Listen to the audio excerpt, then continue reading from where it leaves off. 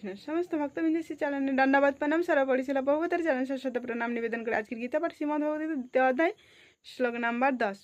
তমোবাচ ঋষিকেশ প্রহসন্নিব ভারত সেনয়োরুভয়োর্মধ্যে বিশদন্তিমিদং বচ। অর্জুন তিনি দুই সেনানীর মাঝখানে দাঁড়িয়ে সেখানে ভগবান শ্রীকৃষ্ণকে তিনি বলছেন তার কি করা কর্তব্য, কর্তব্য নয়, কি করা উচিত, উচিত নয়।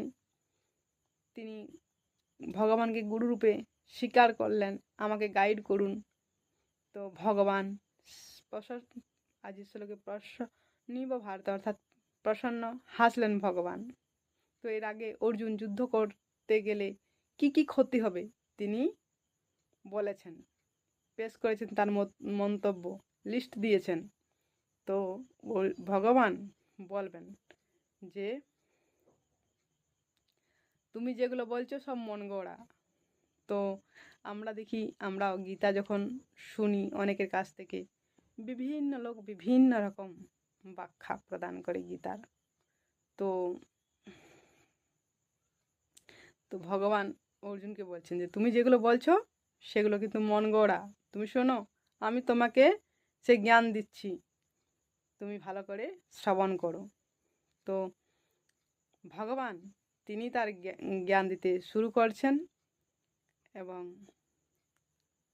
সেই এখানে আমাদেরকেও গুরুদেবের কাছে আত্মসমর্পণ করতে হবে এবং নিজেকে মূর্খ বলে গুরুদেবের কাছ থেকে জ্ঞান গ্রহণ করতে হবে।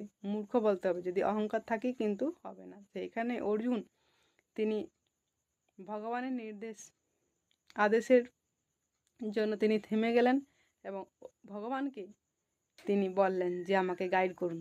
তখন ভগবান তিনি বলছেন যে তুমি আগে যা কথা বলেছো সবগুলো তোমার মন গড়া, শোনো, আমি তোমাকে শাস্ত্রের সিদ্ধান্ত আমি তোমাকে বলছি, তুমি তা করো। তো সেরকম আমাদের গুরুদেবের কাছ থেকে গ্রহণ করতে হবে এবং নিজেকে অতি মূর্খ বলে বিবেচনা করতে হবে। তাহলে আমাদের কিন্তু সঠিক পথে আমরা এগোতে পারবো। নাহলে বিভিন্ন রকম বিভিন্ন মন গড়া কথা বলছে, সেগুলো শুনলে কিন্তু আমরা বিভ্রান্ত হতে থাকবো। তো এই শ্লোকে এই পর্যন্ত, পরবর্তী শ্লোকে পরবর্তী আলোচনা। হরে কৃষ্ণ।